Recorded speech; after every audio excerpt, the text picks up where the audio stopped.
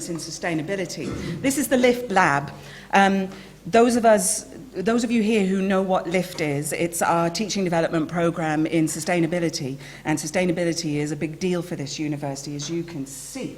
We are number 2 of every single university in the country on an equitable public information rank league.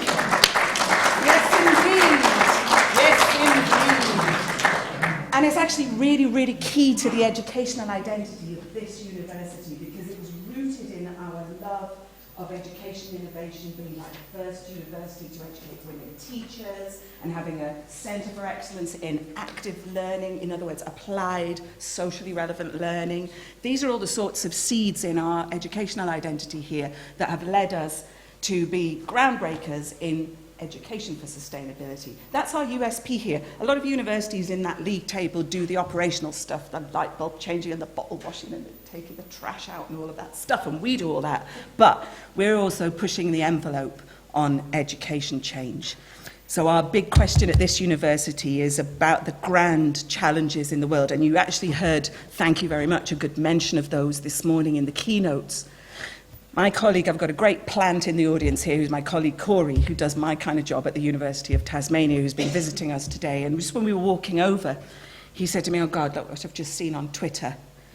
In India this week, 50 degrees heat wave all week, and 200 million people are going to try and live through that. And you can bet your bottom dollar they're not all going to be there by the end of the week. So that's the sobering thought. And our education change mission here with Education for Sustainability is simply about the question of, given a world where there's a really urgent set of grand challenges going on, where are the business models, the new products, the new designs, the resilient, sustainable communities that we are going to need for the future? Where are they? Who's going to make them? Who's going to think them? This is what we need to be doing for our graduates. We need to be helping them to become those people. There's a really big question of educational purpose here. And that's where this university has really kind of grasped the ambitious challenge and gone, right, okay, it's transformative learning theory time, it's change capability in human beings. We don't know what we're doing, and neither do the students, but let's have a go. We're assessing into the unknown, just to pick up the assessment theme. And we're known as a UN Centre of Excellence. There are about 150 of these across the world, where there are universities that are trying to bring this education change agenda and also bring it to the community, to business stakeholders, and work together to get this change. So, I've only got one slide, you'll be thankful to know. This morning in the keynote, which was absolutely brilliant, they put up a grid. In fact, there were 2 grids. There were grids like this, and they had proper academic references. So I went away at lunchtime and I thought, I'm going to do one of those. Because I did. Although I'm director of sustainability here, and I have to learn about the bottle washing and the carbon and all those jiggy things. I'm actually an academic by background, so I thought, I know stuff. I'm going to put a grid up. So, what's the grid about? Basically, and this again was alluded to in the keynote, we're all here trying to play an educational game with our different specialisms, where we're trying to understand that, yes, there's science, but there's a need to apply science. There's the technical skills, but we need the soft skills. If we're going to change society, if we're going to change our industries, if we're going to change professions, if we're going to respond to the need for a different world than that world that we all grew up to expect to live in, which is now changing in front of our eyes. You can see that with Greta, with David Attenborough, and all these other interesting people out there. We're going to need to produce graduates, develop them, sorry, it's probably a more politically correct way of saying it. We're going to need to create graduates who are more than subject specialists. And there's something really important there. If we want graduates who are going to be able to contribute to the global goals, the UN's Global Development Agenda for 2030, which the UN nations all signed up to, with its very particular goal of quality education. What they mean by that is not just access to education, fair access across the globe, education for girls, etc. They mean paradigm-shifting education. They mean education for sustainable development. How on earth are we going to get that when this is our scenario as academics and as people who went through the school system that we went through? Because basically my little grid comes from this piece of work, which I enjoyed quite a lot. Okay, I'm going to be shutting up in 1 second. Which was a review of all the teaching excellence initiatives over the last sort of 15 years or 10 years at that point in time. And that grid sums up what they came up with. And they were saying, well, look, basically, in the way that we were all educated and also trained as PhD people and so on, you were a specialist in a specific context and your focus was on the present. But the world wants this. And these are the people that we need to become, and these are the graduates that we are trying to create. A focus on the future and being specialists, but within a context that is urgent and difficult and challenging. There's a wee tiny trouble here because that's something that we want as the output, but we're the educators and we were all trained up at the top left. We don't know how to be that, we don't know what we're doing exactly. However, so that's my little scene set. There's a really different question going on here, and this morning we were looking at things like, well, is this just people who can hop across flexibly, hop across the disciplines? Yes, it is, yes, it is, yes, it is. It's holistic assessment, but it's more than that. It's more than that. We've got to have a change capability in people. There's an agenda here that's more about, it's more than interdisciplinary teaching and learning. It's more than systems thinking, which you all heard, those who know me hear me wittering on about from time to time. There's something about understanding change, how to challenge, how to change your profession, how to change your industry. And that's the mission, actually, ultimately, that we're trying to put into learning design from the program level down, but also beyond the program. So you want a program level view, yes, but you also want the view of the purpose of the program. What's that ultimate purpose where our graduates are going to be able to contribute to a better future? Okay, that's my little scene set. Now I get to hand over to the real people who've actually been brave enough to have a go at landing that massive idea into the curriculum. And they've had seed fund money to do some cool stuff. They're going to come up one at a time. We're going to have about 10 minutes each. We've got 4 projects. Bear with us. We'll try and get through it all. We'll try and keep some question time. We've got about sort of 40 minutes. So should we try and go squidge it? See if we can squidge inside 10 minutes each.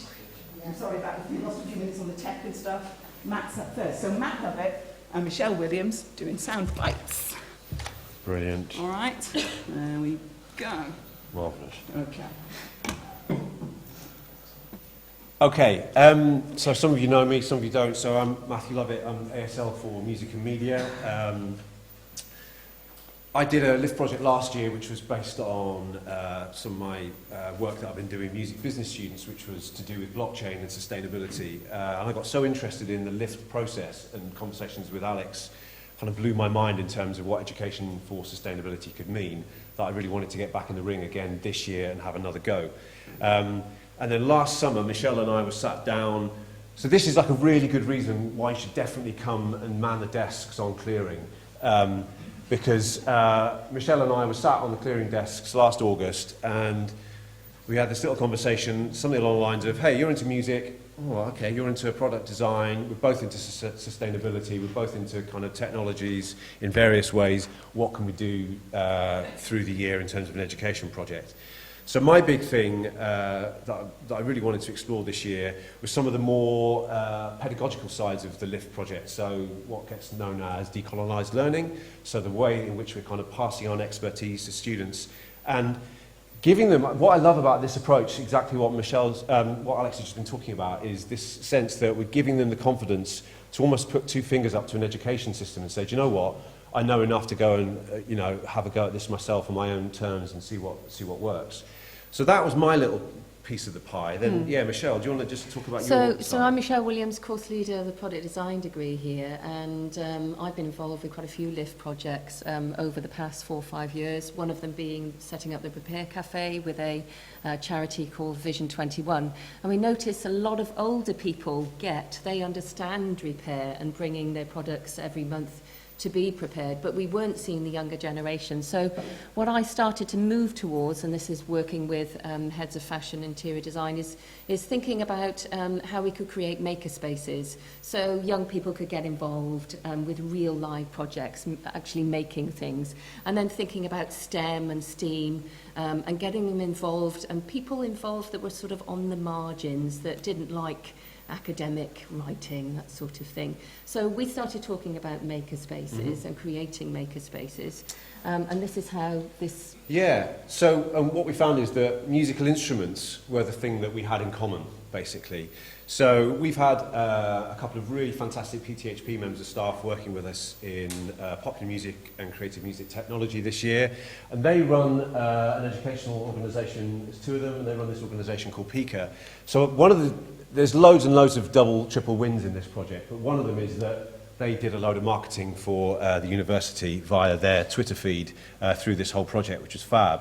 So we're going to base this presentation on actually a kind of blog update that Lee from Pico and I worked on to kind of, use this, put this project into the public realm. So we had these two PTHP members of staff that we said, okay, well, you know how to make interactive instruments. You are incredibly good with our students in the classrooms. You're delivering modules for us this year. Can you kind of spin this out into the community? Can you look at how to start designing musical instruments with a kind of circular economy background, thinking about makerspaces? How are we going to do that? So we had a great set of meetings through last year, and So we started thinking about how we could extend the life of products that would normally been thrown away, because it's about product longevity, keeping that product in the hands, that object in the hands of the person, instead of it turning into waste. So we thought we could bring it alive by embedding technology and teaching technology and programming and making musical instruments out of objects. Bit of a crazy idea, but it actually worked.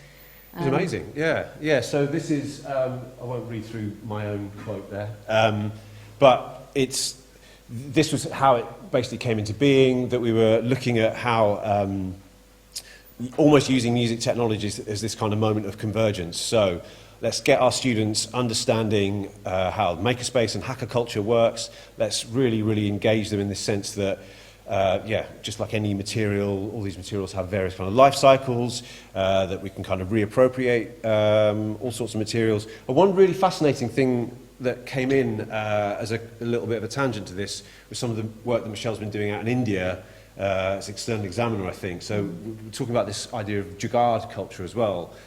So from a musician's perspective, jugaad very much relates to a sense of improvisation and making things up on the fly, but I think it also had a thing about materials as well, didn't it? Yeah, so what a lot of people in India do, they're very good at not being wasteful.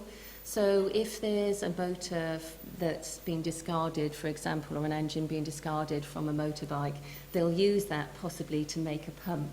Or there's been other cases whereby somebody's made a homemade shower out of a great big tin pot.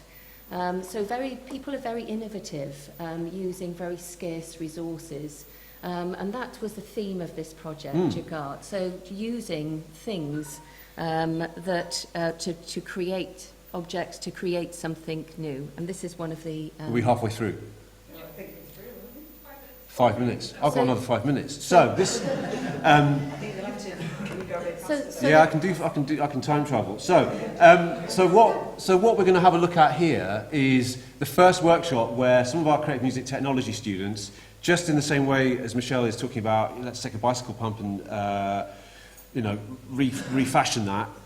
This is a piece of clothing that our fantastic music student Michal has brought in, and using a light sensor. So we had this set of resources that the students were able to use. So let's have a listen to how he used that.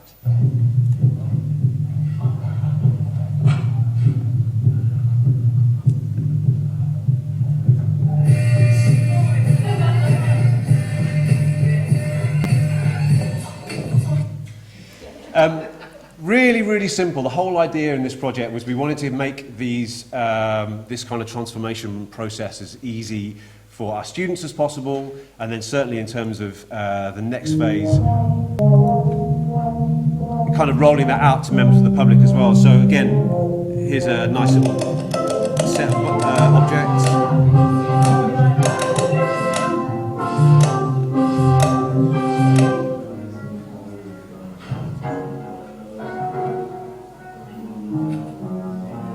So that's a light sensor inside, so she's taking off the hat. Nice.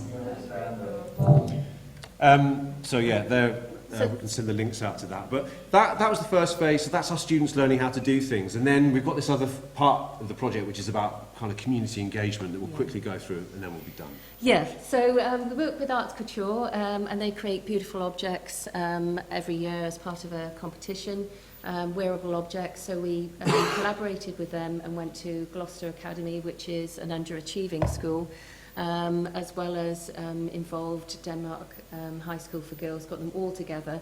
And we took our students after 2 days workshops of teaching them how to use this technology, and got them to train the students and create beautiful wearable art, and embed these sound devices. And interestingly enough, the students really enjoyed it. They were very nervous initially. They said, "Oh, I don't know about this. You know, why are you mixing us with Year 9s?" But then afterwards, they couldn't believe how well the children received the workshops. They really enjoyed it, and they learnt more about it because they were teaching it themselves. As we know, you learn more about. So for me, this is the decolonised learning piece that's in the project. So we called it, as you can see here, we called it Train the Trainers. So once our students had learned how to use this kit to make those instruments themselves, we then showed them basically how to facilitate workshops in schools, and they've been running workshops at Gloucester Library. They've got another bunch of workshops that are coming up. So there's a little clip here. So this is from the workshops in Gloucester Library.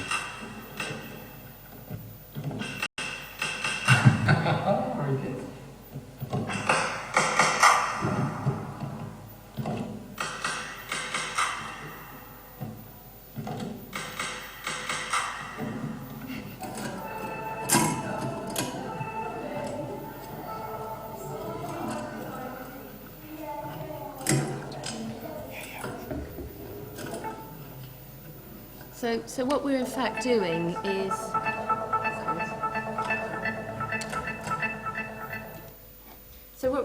doing is reaching out to members of the community that probably wouldn't use this technology, reaching out to underprivileged schools, and now we're going to be the legacy of this is that we're going to be running a workshop in the Maker Shack in the Science Festival up until next Sunday, so reaching out to more schools, and then be part of the School of the Forest of Imagination in Bath Festival later on this month. So really looking forward to doing that. And of course we're going to be getting feedback and writing this up and hopefully publishing that work. But come and have a chat to us if you want to find out a little bit more about the process. But thank you so much for supporting Yeah, it. thank you, guys. We're not 10 Let's give them a minutes. quick one. These are... So Liz and Suzanne, if you want to come up, I'll get the slides up. These projects are really, really rich. It's a big challenge for us to try and do it in 10 minutes. I'm really sorry, we're going to do our best to try and keep some question time, but otherwise you can look us up afterwards. So another project now that actually came in through the door, a bit like on a practical sustainability level, what about efficiency and products and use of tech and so on, beg your pardon, but also has an academic angle to it. So... Thank you. Unfortunately, I've got to follow Matt, who did lots of videos and things, and we've got just bog standard PowerPoint, so apologies. But we'll do our best.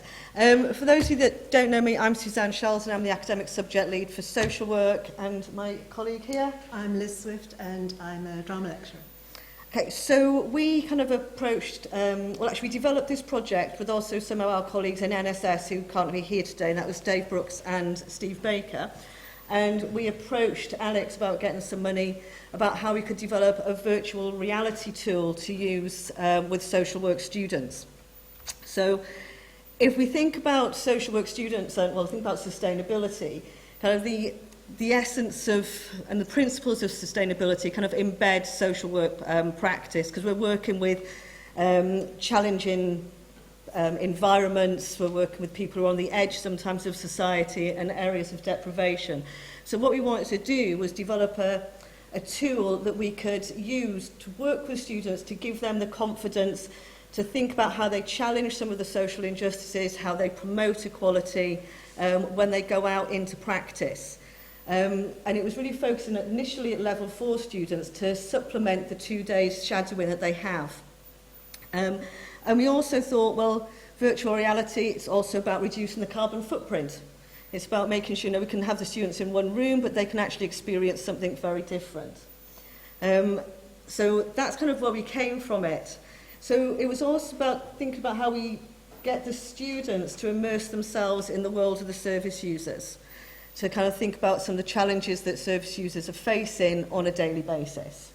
So that was kind of the impetus for it and how we kind of started off the project. Yep. Okay, So it all started with Suzanne writing up a number of typical scenarios based on social work's visit to client groups. And we took these scenarios and with my drama students in level 6, developed them into small scenes that they were able to perform. And so for example, some of them, some rather poor photographs up here, but because they're taken from the VR film, are this typical scenario. So and one at the top, filled in a ward, was an elderly gentleman having a meeting with a social worker about his forthcoming return home after being in hospital for a long time. And so it was a discussion about how he would cope. Another one based on the story of a family of which the teenage boy, older teenage boy with learning difficulties, was wanting to start living independently. The social workers were wanting to support that, but the parents weren't. And the other one was a young, vulnerable young woman who had started living independently on her own, but was running into trouble, alcohol, drugs, and complaints from neighbours about noisy late-night parties, and there was a meeting again with the social worker and the young girl and her sister. So, you know, this is rich material for drama students, but because we were working with VR, we were working in a very different way. When you're an actor, you're normally acting to an audience that's some distance from you, usually in front of you, not always, but some distance away. When you're making a piece of drama that's going to be experienced by somebody wearing a VR mask, they're going to feel like they're right bang in the centre of the activity, which is a very different way of telling a story because it's happening all around you if you're the solo audience member. And it has an impact on how you perform as an actor, a very different skill set, which I think at the moment within the virtual reality world, nobody's quite got right yet. So it's very important for us to get on board with it and explore and discover and experiment. So we made the 4 films initially, and 3 of them were chosen to go forward. So what did we? I worked with the group of level 4 students as part of their skills module.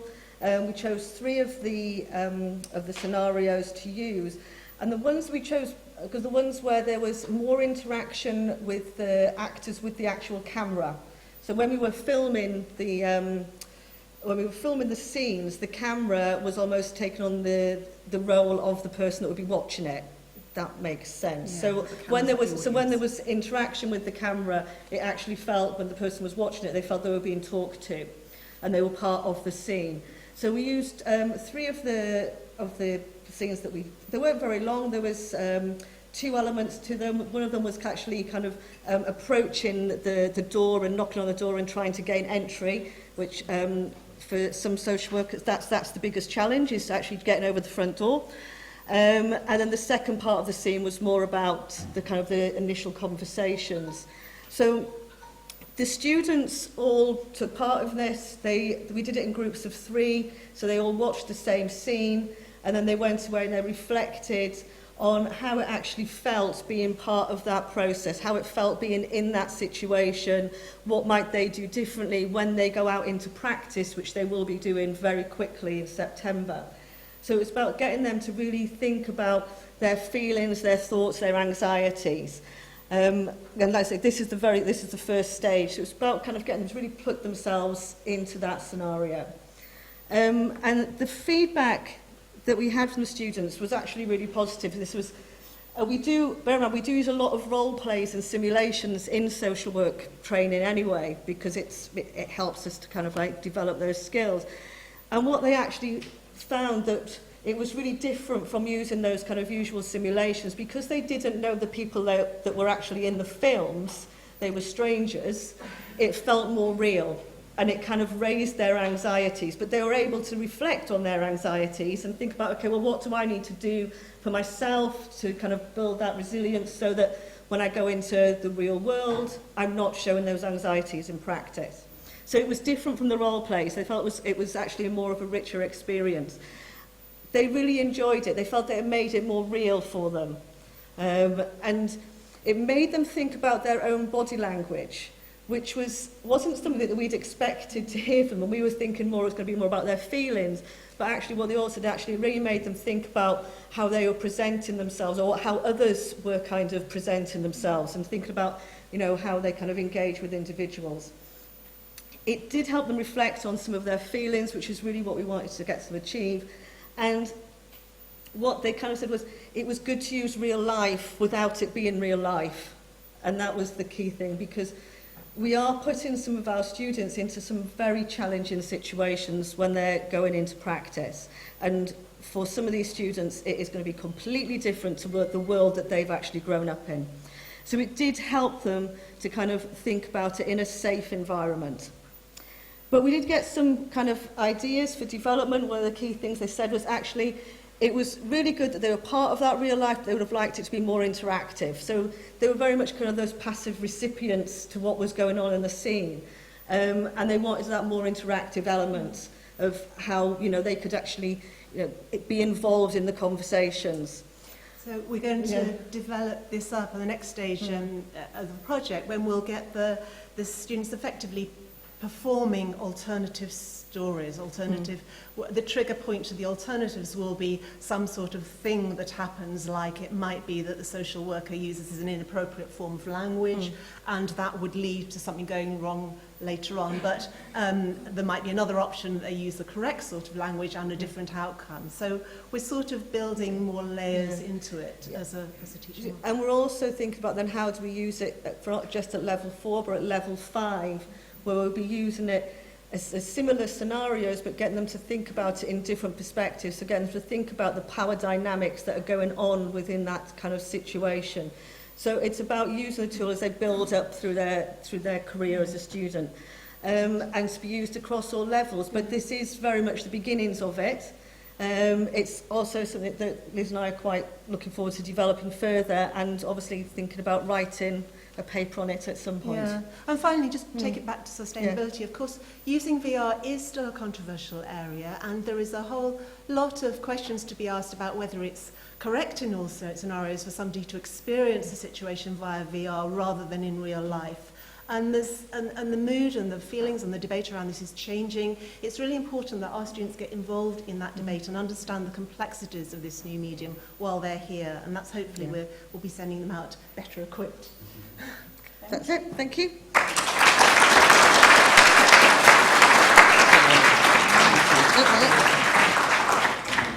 Thanks very much, colleagues. Again, well done. I mean, two very interesting projects there looking at use of technology, which, you know, is a very important area for us to keep exploring, because as with most sustainability things, if you're involved in sustainability, you're automatically a hypocrite. There are really complex pros and cons and trade-offs in this game, and we all know that. That's the world we're living in. Right. The last one, I'm afraid you've got to put up with me for another couple of minutes again, but mostly it's going to be a video.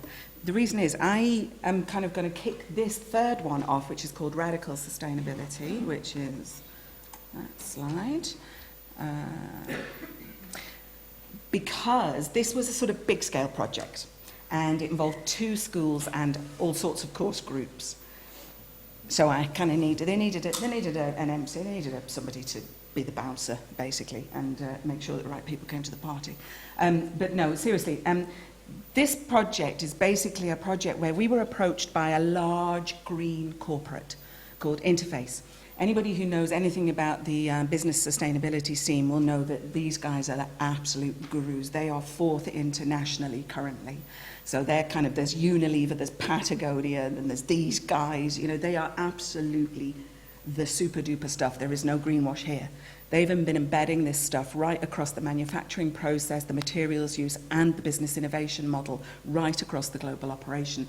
And they approached us to work with them. And do you know why they did that? They did that because we have a shared concern, not just with putting it in practice and not just with putting it in our business models. They're really concerned with the talent pipeline.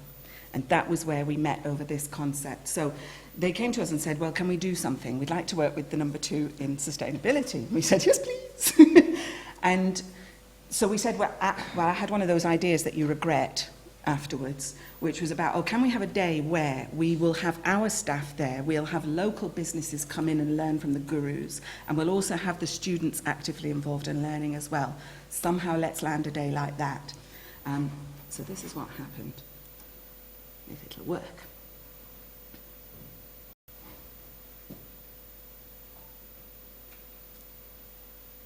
Wait for it.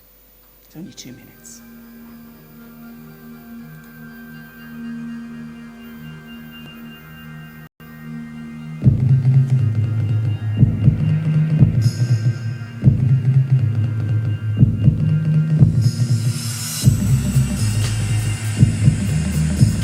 It's really important to work with universities. Students quite often have wild ideas, crazy ideas that don't conform to the norms of being within a corporate environment. The fashion industry is the second most pollutant industry in the world, and you've got to start doing something at the top to get it to improve. It's a must really in the industry now. We are the future of design and we've got to do something to change it. It's quite nice to see other people's take on sustainability, because sustainability is very much related to geography, whereas seeing a business side is actually really interesting. Together we came up with a three-pronged approach to reducing water consumption and water costs at the University of Gloucester. This can also be implemented elsewhere in the world, not only to reduce the amount of water used, but also to preserve water and to reduce carbon emissions. I think it's really important that universities offer education in sustainability for the future and for our generation to make a difference. It's good to have a sustainability team, whereas I know a lot of other universities don't actually have that. So it's quite nice to see that our university is actually taking a step into something that's so important in the world. There is no business case for ending life on Earth. This university represents a disruptor. It represents somebody who's doing. It's not just about talking a good game. It's not talking just about setting kind of targets everyone else set. I think through the leadership at this university, down to the students, there's a real passion to walk the walk when it comes to sustainability.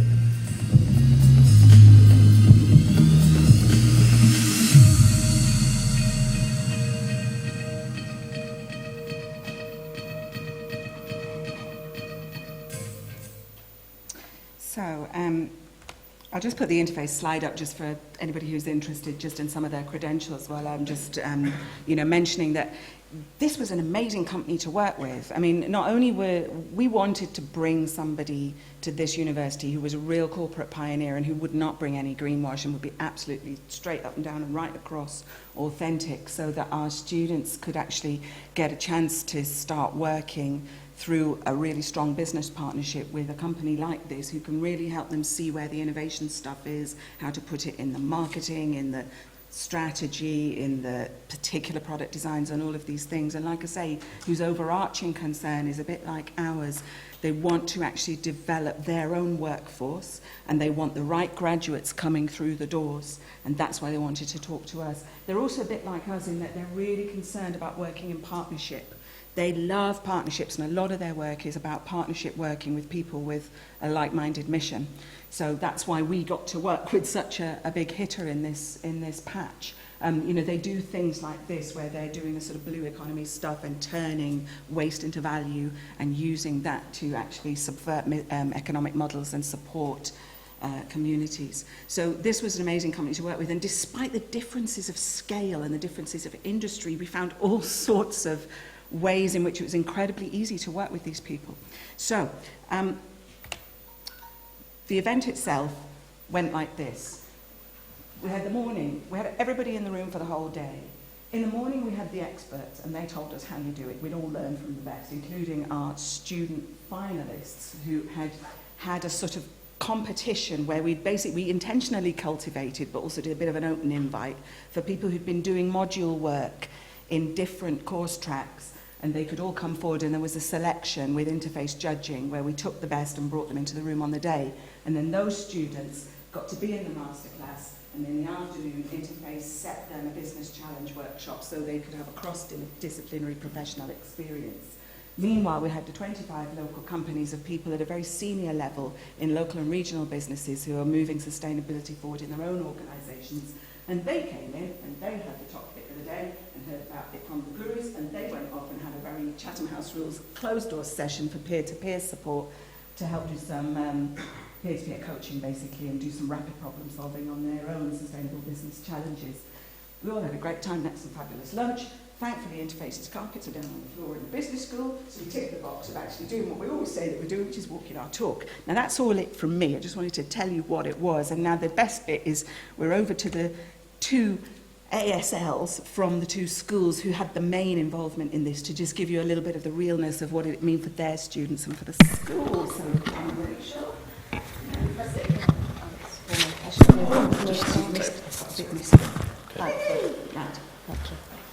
Are we good? Okay, thanks Alex, appreciate that. I think I'm starting it off because I wanted to talk about the staff and students and how and why we did it. I was sitting here thinking, so why did we do this event? What were we trying to achieve here? And it was collaboration, interdisciplinarity and transdisciplinarity within what we do. Sitting here, I was looking at the room, and I'm going to use it as an example of where we are with design particularly, and we'll come on to business next, that we set some agendas about form and function. So it happens to be 100 years ago, the Bauhaus was formed, and in the Bauhaus, and if you've been there, they've got an auditorium like this, and they've got radiators like those 2, but at the back of the room hanging on the wall. And you see them, you think, why are they there? They're there because they were innovative at the time, and they were trying to look at changing the world from dirty fuels into clean fuels, for example. That was the beginning of a conversation, and it was collaborative. The only unfortunate part of that is that when they hung them on the back of the wall, everybody thought they were really interesting and actually a functional part of what they did. They weren't, they were decorative. And now, nearly every lecture theatre I go in, there are 2 radiators stuck on the walls. And that just reminded me of conversations you have 100 years ago, then tend to stick. And what we wanted to do is move that conversation on. So staff and students got together, and we had the event at the Oxtalls campus, and landscape architecture, business management, interior design, product design, geography, graphic design, fashion design and events management came together. And you saw some of the students in the video there started to talk with the interface teams about how they could start to change the world. One of them that stuck in my mind was the landscape architecture Jacob Neal, who was highly commended. He was the winner in the end. Sorry, I put highly commended. He got to go to Clerkenwell Design Week. He did, my apologies. And so did Nancy, right? Yeah. And so in terms of his view, he took Spaghetti Junction in Birmingham and looked at how, though that space is now having a conurbation very close to it, and how you start to interact with that space in a different way. It's just a road. But how do you start to understand the noise pollution, the circulation of air through that, and people start to use that space in a positive way? What was that about? And I can't show you, unfortunately, the work today, but we'll probably put that online for everybody. But in terms of how that interface between the 2 things became a more sustainable future, that was an interesting beginning of the day. The only reason I remember it stuck in my mind, I had to present it, and I didn't know much about the project at the time. It's still with me. And so that was sort of set the scene for the day, and understanding what we're trying to do collaboratively with students, and also to give them the opportunity to be challenged by different experiences. So it's very easy to talk and talk, but it's much better if we put the students in a place where they can understand what they're going to do with their future and understand business, and that point where you meet. That point where you meet and start to discuss your future with people who will be employing you. So I think that's why we did it primarily, from my point of view. And then we moved into other spaces. So fashion design, for example, and Nancy, she came along, she was in the video there, looking at those things too. And what I wanted to say there, it was good for the course, good for the students, and it's moving towards working with interface and then how we do that. So, for example, events management brought us onto the fashion show and where we went next. So what Don's alluding to is we're starting to collaborate through this. So something that seems so disparate, and he listed all the different courses that were there in the different schools. You think, well, how can that possibly come together? And what you didn't mention is a bit of celebrity endorsement. So Oliver Heath was there, wasn't he? So for some folks, you know, it's giving a public face to something that's a bit intangible, like sustainability. So some of the girls in particular got a bit excited that he was there. I don't know if anyone ever watched the programmes that he used to do. He was the man that always used to make the green things that were on the hanging off the walls. Used to put them inside people's living rooms and say, you all need this in your house, you know. And actually debated in the Oxford's Business School that we should have a tree in the middle, but I think that got lost somewhere in the filtering afterwards. It wasn't the most popular idea, because although we'd got the carpet, we'd got nothing green, so that was a whole other debate that went on.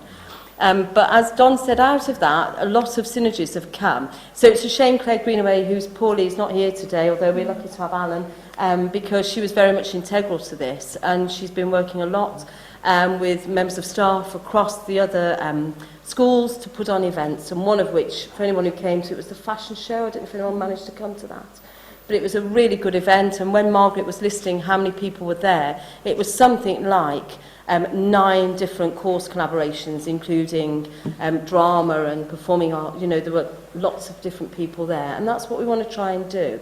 So by having a theme like sustainability, it enables us to not only just do our things in silos, but to develop. And I've only got one slide. I know we all love a slide. And I did, I'll say use, we could say plagiarise, but I did use Alex's radical sustainability, because that's the template, isn't it? But the reason I put it on is the quote at the bottom is taken from the sustainable plan. This is the uni plan. This isn't the business school plan. We're adhering to it like everyone else, but it's everybody's plan. So really what I wanted to end with was, well, how are we going to do all this? Well, we've talked about working with students. We've got live briefs. You know, I'm sure a lot of us are doing that. We're embedding it more. Interface are coming in to talk about the MBA, and they're going to come and do on postgrad, not just undergrad level. So they are, you know, getting more embedded with the course. Research, yes, we've heard some amazing things that are going on that's going to build research. And obviously, you know, business development. But what's that for? It's relationship building. So what I've heard a lot of this morning, what we'd like to do more of is build relationships internally and externally, and use sustainability as the platform for that. And to follow on from that, when would we do that? Well, we've already started. So it's really, where do we go from here? So it's almost like a call to action, really. How many of you want to be involved in this? You're all here by choice. So, you know, you've got an interest in sustainability like we have. Within our own personal research, a lot of us are looking at these different factors. So really, it's where do we go from here? How do we build on these amazing things? Because the last thing we want is for this to be it. You know, and there'll be a call for more lift projects. You know, how can we make it even better next year? So from the business school perspective and from art and design, we're looking at doing more of that. And so now I'd like to pass over to segue, because I actually took Dr. Alan two Marvel. sort of business school projects here, and poor Alan said to me at lunchtime, he's had to take over Claire's brief and bring her slides because she's poorly today. He said to me, you can do it in 5 minutes. That's going to get tested now because we're running out of time. Come on, Alan, do your best.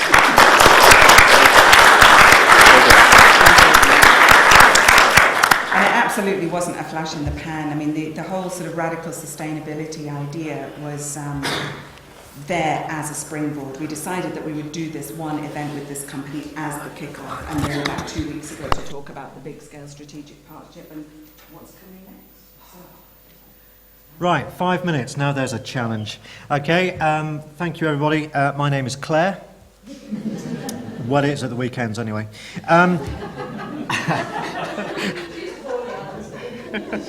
I just hope this has not been recorded. Okay, in terms of forward thinking, this was the next stage. The aim was to create an externally facing conference exploring the need for business to embed sustainable thinking in their forward planning in order to be truly resilient. We wanted to engage industry, academics, student perspectives, and showcase the academic range and depth of our school to potential future partners, and viewed this as a follow-on event to Radical Sustainability that you've just heard about, and the next chance for the Oxford's Business School to host a sustainably linked event. So, on the 15th of May, we hosted Forward Thinking. There were lots of people that were involved in this. Obviously, I better do a huge vote of thanks now to Alex and to Miriam. It was really a brainchild between Claire and Rachel, the sustainability team, and also Rael, and also the Growth Hub, who played an important part in attracting businesses to this event. And so all of this was driven by those partners, but also by students themselves. And our event students also need to be commended, and they will get a special mention a little bit later. But the day was broken down into a series of stages with keynote sessions, some business blasts, which I'll explain in a moment, and a sustainability challenge with an industry trainer.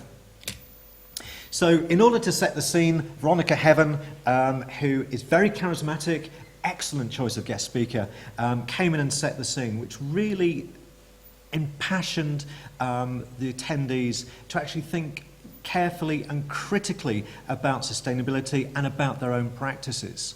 And some of her comments and observations really rang true with the audience. And so I think in order to have a real powerful scene setter was really, really important to this event. It was then followed by a series of business blasts. Brilliant name, whoever came up with that. But this was a group of academics. So myself and Dr. Richard Harper looking at ethics and impact, through Dee and Vassal and Paul looking at opportunities of sustainability within the curriculum, through Mo and Charles looking at finance and digitalisation and sustainability, to Sam and Matt looking at social media. And what was brilliant about this, that I had no idea this was going on in a business school. That we're all sat in our offices and our silos, getting on with our day-to-day business, and not really appreciating perhaps what's happening a few doors down the corridor. And so this was great to showcase some of the I was going to say talent, well, okay, I will say talent, but the talent, the work that's going on within our very university that we kind of keep hidden. And so this is a great opportunity to showcase this, not just to each other, but also to industry and also to students. This was so popular that there was a proposal to actually extend this into the next academic year with three follow-up events to drive this forward. What was really good, obviously a fantastic lunch, that goes without saying, but a chance to network with businesses, with students, other academics, to think, blimey, I didn't know you were doing that. And so this was really good, and it's really important to create those spaces, to actually hit pause and reflect, and actually have those conversations, because especially at this time of year, we're running at 100 miles an hour, trying to keep up, trying to get the marking done, and to actually have the ability to just say, whoa, let's just calm down, let's just see what we're doing and reflect and say, crikey, you're doing this, how can we come together, how can we create something different? So networking opportunities, very, very important. In the afternoon, Beverly Osborne, Training for Resilience, an excellent trainer who we met at the National Outdoor Events Association Awards, of which Events Management picked up a national award for sustainability. Thought I'd just drop that in there. But Beverly was superb. So we've got an industry trainer, training industry, training academics, training students. Very good, live, practical applications to get us thinking, get us challenged, and to come up with different solutions to a whole range of problems. And the final word of thanks goes to our event management students who put the day together in terms of programming, in terms of making sure people had the right car parking permits, to know where they were going to go in terms of the registration desk. We had 51 attendees during this day, and these team of students are second year students, they're level 5 students, and they did a sterling job to make sure that the day went absolutely smoothly, and I had the delight of mentoring these through the process, which is linked to a module, so this is actually embedded within the events management program. So what are we going to do next? Well, we're pushing to embed sustainability and ethical management throughout our course maps, and to highlight this more prominently within the business school. As I've said, we've got these other events that we're planning for next year, and so this looks like it's going to be an exciting venture that will have a legacy. So thank you very much.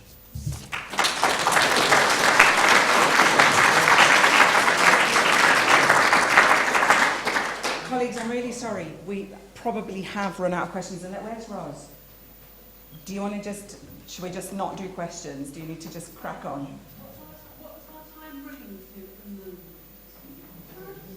What do you reckon, Amanda? Yeah, it's all my fault, absolutely, it really is. Yeah. Thank you very much. We'll apologise for the overrun, we'll apologise for no questions, but we're not going anywhere, we'll be around. And there's more lift money available next year. If you'd like to get involved, just drop me a line or talk to colleagues. There are lots of communities doing some amazing stuff, and you are too. Do you want to just give me let's do the ceremonials for the great ceremony.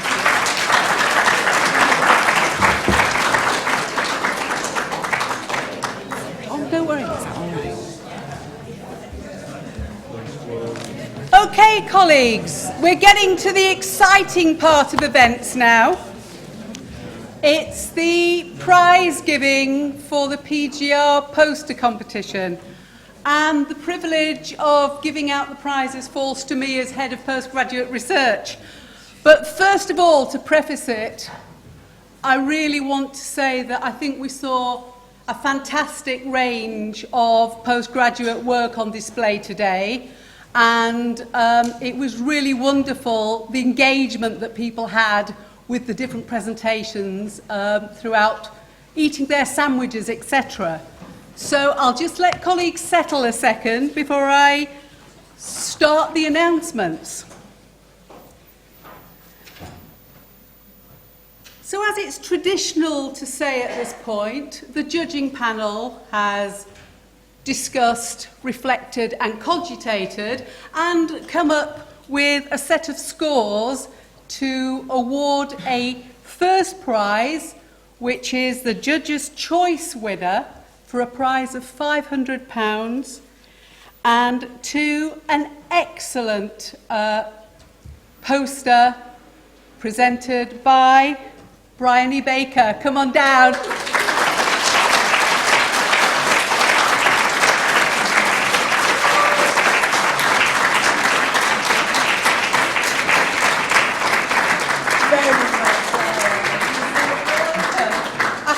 I think anything with puffins on was going to be a winner, but actually that wasn't it. We all agreed that there was such clarity in what you were trying to communicate to us, and the point of this is research communication, so that's a fantastic skill that you've demonstrated to us. Thank you very much. And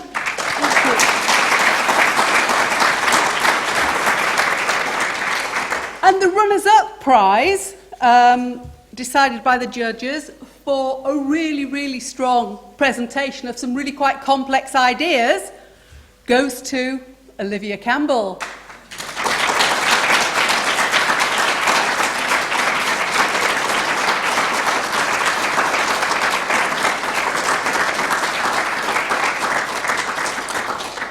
Well done, Olivia. Okay, thank you. And then I'm delighted to say we had trouble-free online voting, which was very exciting for us behind the scenes to be having a look at, to go in, and it changed up and down several times. But I have to say that the people's votes and the judges' votes were very, very close together in certain ways. But at the top of the people's vote list, I should have said a prize of £350 goes to Olivia Campbell. That's very important. And now a prize for the People's Choice winner of £150 goes to Ed Barrett.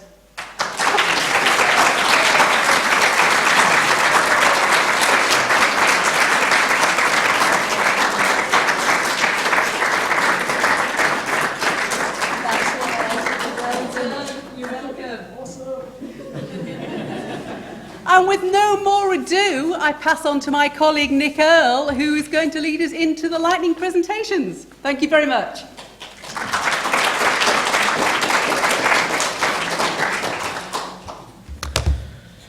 Okay, so we're now moving into the final session for today, in which we bring you a series of 6 lightning presentations. Now, before I say more, can I just make sure all presenters are sitting at the front? Explain what I think is everyone. Julie, if you'd like to come down. Thank you. Okay, so you may have seen these in our previous festivals. So by lightning presentation, we mean short, sharp, snappy talks. They will last for no more than 6 minutes. And presenters, we are going to be quite strict with time. Okay. This year, all of the presentations are in line with the festival theme of assessment and feedback. And they also, each of them will focus on an aspect of practice using the university's technology environment. So as I'm sure you're all aware, over the last couple of years, we've significantly improved our technology environment here, principally for our technology enhanced learning programme projects. I think ones of particular note for the talk today are the new EMA system we've been using this year, which is where we've integrated Moodle and student records, so we can use them both to their strengths. Also, the university's new online media platform, Planet eStream, which integrates with Moodle and supporting technologies such as Mahara. Okay. Now, just quick notes of presenters. As I say, you have 6 minutes. We're going to be quite strict. Adam, sitting here, would you like to make yourself visible, Adam?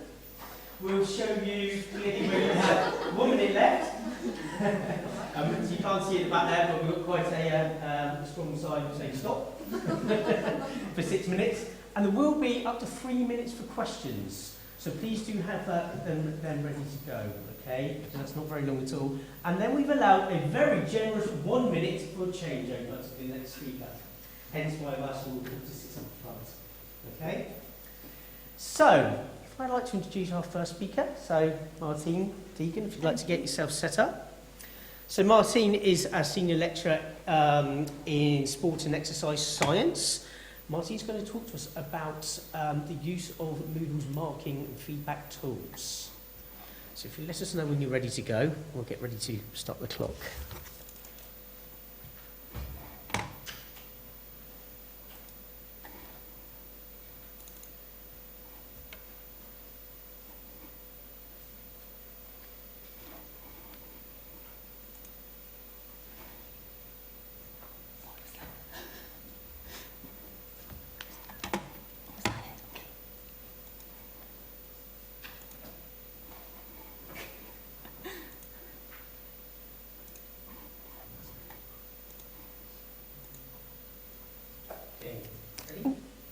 Time myself as well. Okay, ready, Adam? 6 minutes, starts now. Go. Thank you, Catherine, for all your help with the techie aspect of my presentation.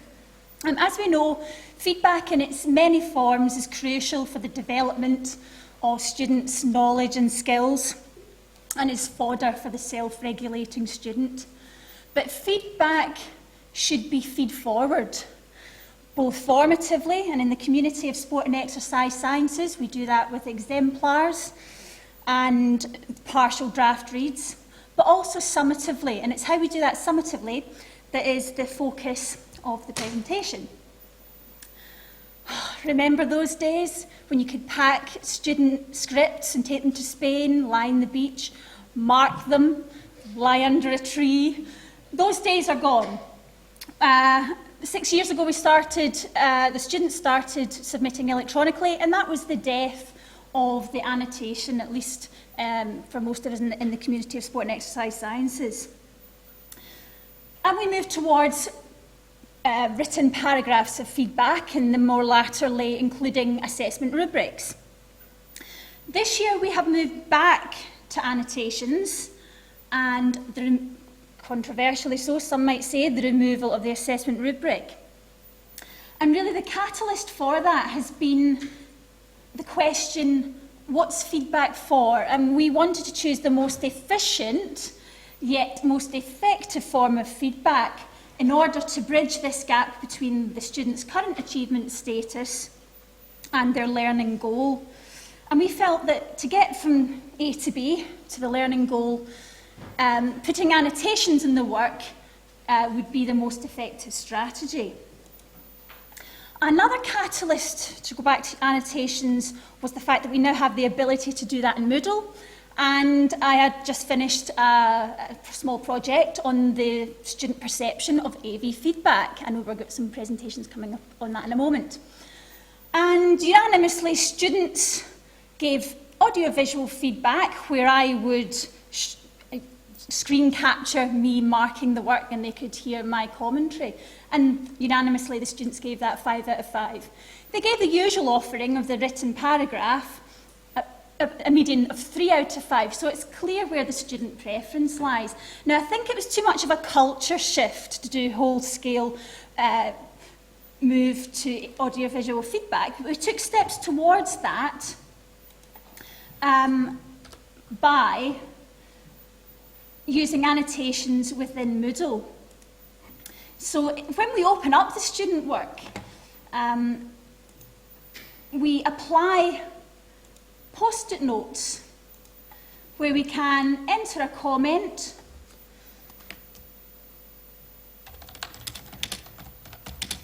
we need to work on whatever that would be, and it sits where it's most relevant for the student. We can use other tools such as a highlighting box, and then we can then apply another post-it to say what we would like to say about what is in that box. We try to avoid words like poor, failure to answer the question. You might even go on to, don't use hopeless attempt, I'm losing the will to live, where's the gin? All those things we tend to avoid because we want to empower students with this feedback. And we don't want to test their buoyancy. We want buoyant students. We certainly don't want to mollycoddle them. We want to challenge them. So we would use verbs like need to work on or lots of work needed on this rather than X, do Y. Something else that we include is a short summary paragraph of what you did well and a paragraph summarising the main points of how you can develop your work for future assessments of this nature. And that's about 60 words for those two. Further guidance is a generic paragraph that's put in every student's piece of work. And this flags up the student achievement team. And when the student sees this, there are links to the future plan portal where they can make appointments. And also there's a link to the referencing guide. So this is, if you like, a courtesy to the students that we place it here so they don't have to go and search on their own. But it also helps close that feedback loop. Now, we don't often have the privilege to see what the students see. So I am a student, which is able, well, because Catherine made me one, so now I'm able to see what the students see. And it's not quite what we see as academics. So they will see a comment with a page number, and it's the third comment for that page. If I click on that, I have to click on that, and then it goes to a list at the bottom. So that all the comments you make as annotations are listed at the bottom. So it does mean they'll have to scroll back up to where they were, choose the next comment, and so in that sense, students have fed back that it's a bit clunky that you have to scroll backwards and forwards. But it's certainly, I think, a lot better than having no annotations at all. In the future, I think that there's a possibility that we might include some more audio feedback, if not audio-visual screen capture feedback. And I'm finished.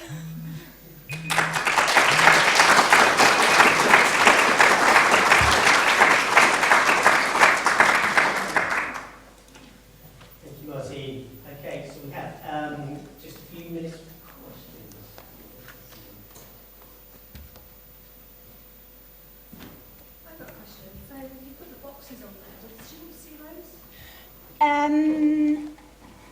Now maybe it's because I haven't saved it. Yeah, they would see everything. They'd see all the annotations. You know, there's ticks as well, crosses. I tend to avoid the crosses. And I tend to avoid the ticks too, because if you tick it, they don't know what you're liking, what it is they've done well. But yeah, they see it all.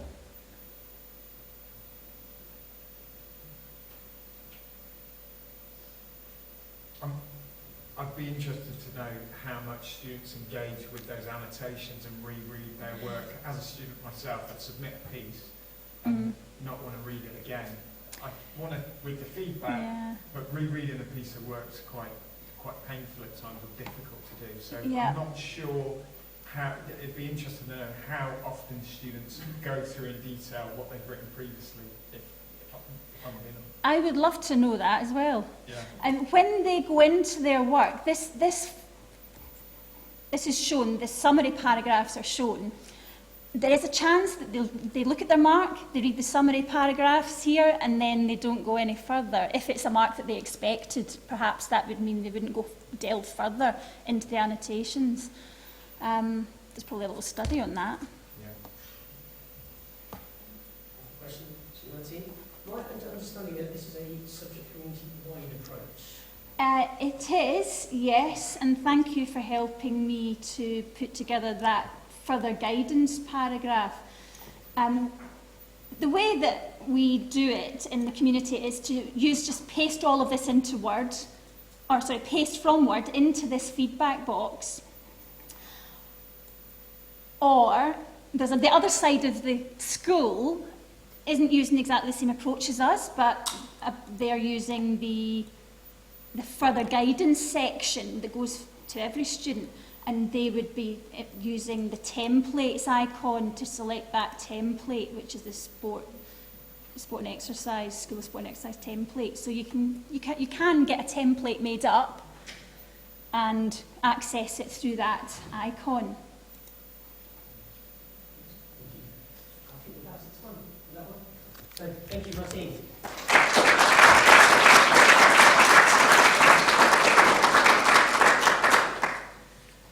Okay, let's introduce our next speaker. So Julie Peck, who is the academic subject lead for photography.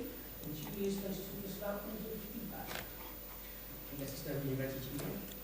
Cool. Actually, I think I'm ready. Let's go. Okay.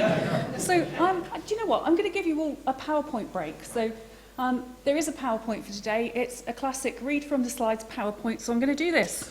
There you go. And I'm going to read it. Okay. So I'm here to talk about audio feedback and how we use it in the photography subject area. And first of all, I'd really like to say thank you to my colleagues, because actually, whilst I'm presenting today, I didn't develop it. The staff who developed the use of audio feedback were staff in photojournalism and documentary photography. About 4 years ago, it was so successful that it was rolled out through editorial and advertising. If you saw Trudy's presentation, I can't remember, it was a year or 2 years ago, you'll know that actually it went down very well. Okay, so we predominantly use it for marking practical assignments. And of course, for anybody who does anything creative, does anything in creative arts or performance or so on, you will know that actually a lot of students experience feedback as hugely subjective. And they don't always agree with the feedback that they get. So, we face some particular challenges around getting good responses to feedback when it comes to things like ACE data, NSS and so on. So we're trying to find ways in which actually we can get students to engage with their feedback in more positive ways.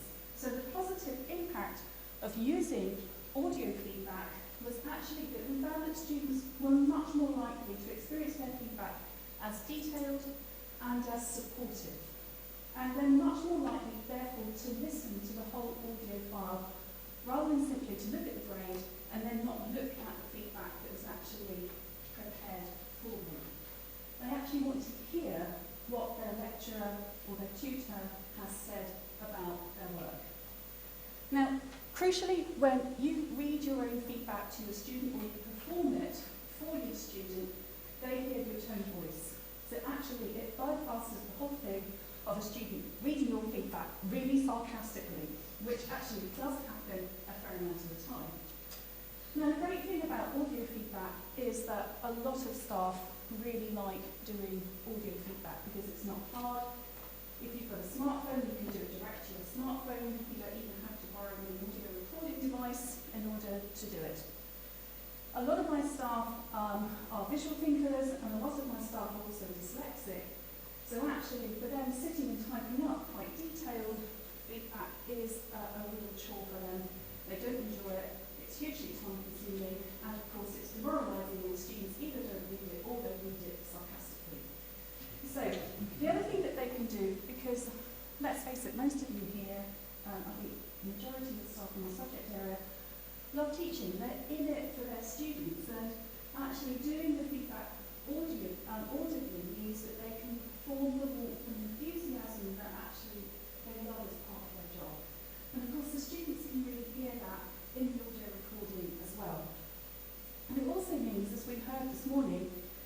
actually you can tailor the feedback individually to each and every student. And of course, actually, we might be sitting with box photographs or photographs on the screen, and we can talk about this photograph that you made here. Colour balance isn't terribly good, but this photograph here, you know, the composition's excellent and so on. So actually, we can go into that kind of detailed feedback on what it is that we've planted in. Practical considerations around this: it's easy to upload to Moodle. We still use grids or rubrics to support the actual grading. Most audio files last between 4 and 7 minutes. Crucially though, all the things about good feedback still apply in this context. So if staff go off on one of those, loads of superlatives like how excellent it is, and you don't get an excellent grade, you know you're in for trouble with a student when they actually hear their feedback. So there have to be some strategies in place for doing the warmth, for doing the positive stuff, but also making sure the language that's used in that does actually correspond with how you're marking the work.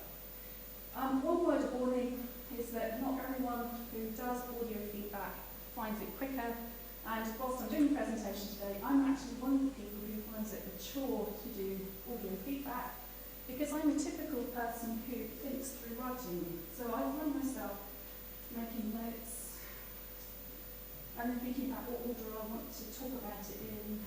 So I've essentially written feedback before I then perform the 4 to 7 minute audio file for the students. So for me personally, it's actually more time consuming to do than actually typing up the feedback in the first place, which is much quicker for me. But the motivation for me to do it really is consistency across the course that I'm contributing to. Of course, that means we get to manage student expectations and so on.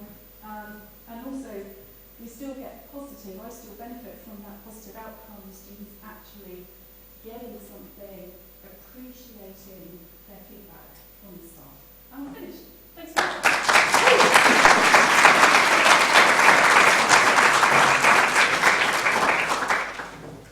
You don't have to do questions. Have you tried a script or a template across the school, across your team, to like Office Compliance? No, and I don't think I want to actually, because some of my colleagues are really flamboyant, and actually when they perform the audio feedback, you can hear this going on, because that's not how I teach, and that's not how I teach. I can do it for 5 minutes like this, but I'll not know what I was going to say. No, I don't think I can entertain that. Alex, the back, sorry. That was really interesting. I was trying some audio feedback last year, but myself, but someone else to do more into. Alex, shout at me. So one of the things that we did was still provide the market, the grid. Yeah, we still do. Do you still do that? Yeah, yeah.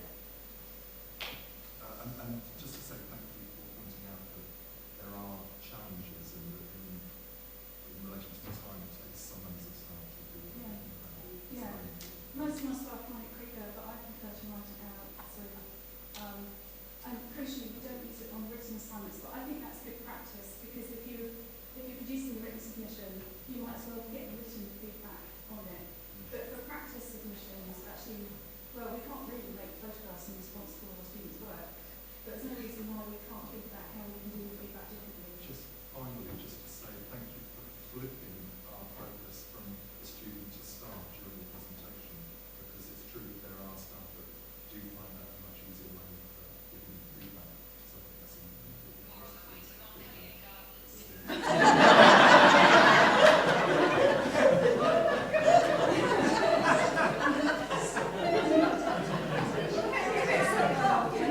It's the wine bar.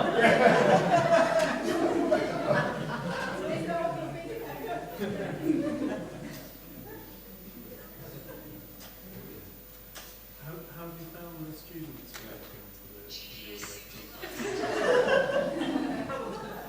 It's usually really positive. And actually looking at our ACE data that we've just got as a subject area, we're doing better on feedback and assessment than we are on teaching, which gives me some food for thought, and I'm sure it will do for our staff in the subject area as well. So ironically, we're doing better in assessment and feedback than we are actually teaching our students. Because I've been using the same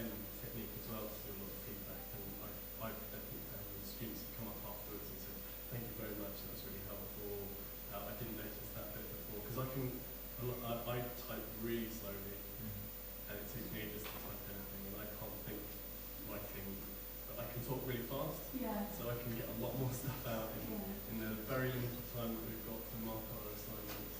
Well, I think we've been doing it 4 years now, so it's normal. One of our courses now, that's normal. It's not new, if that makes sense. So yeah, when it becomes normal, people stop thinking it is. We'll take one more question. Yeah, it's just I've been using that method as well for a couple of years now. I've actually found, as you talk mainly about marking photographs, but obviously history, marking written assessment. One, with the previous presentation, actually works quite well if you do it while you're annotating the script at the same time, where it's highlighting just a couple of words and then commenting in depth in the audio. So this will be like the audio visual version of like marking the script live. Yeah, I think that would terrify me. I find it, like my presentation today, I didn't want to show you the PowerPoint, but actually I still planned what I was going to say. So the whole idea of doing something spontaneously over and over again with a student is like my idea of a nightmare. And if it works for you, I think the thing is, with any presentation like this, you just want to take what works for you and then make it work for you, don't you? And if it works for you and your student, you've got a win-win situation. So I think all of us have to kind of find ways in which we can work together as teams, but still carve out space for what works for us at the same time. Okay, and that's. Thank you, Julia, very much.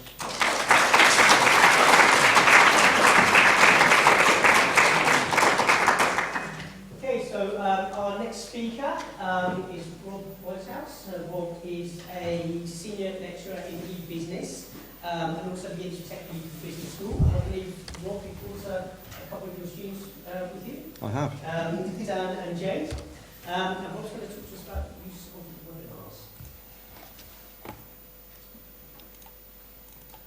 Just let us know when you're ready to go on. Okay, I will. I do need to do a brief presentation.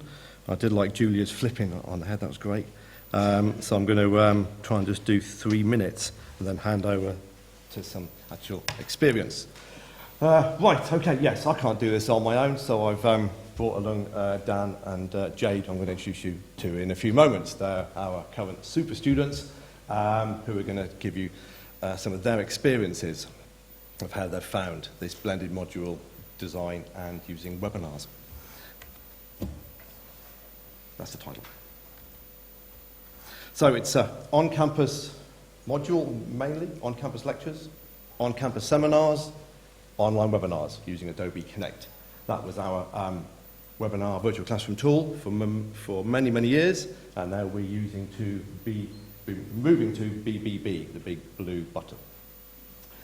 So it was designed over feedback from students over 5 years, the amount of webinars, the time to run these online classes, linked in with the on-campus lectures and the on-campus seminars.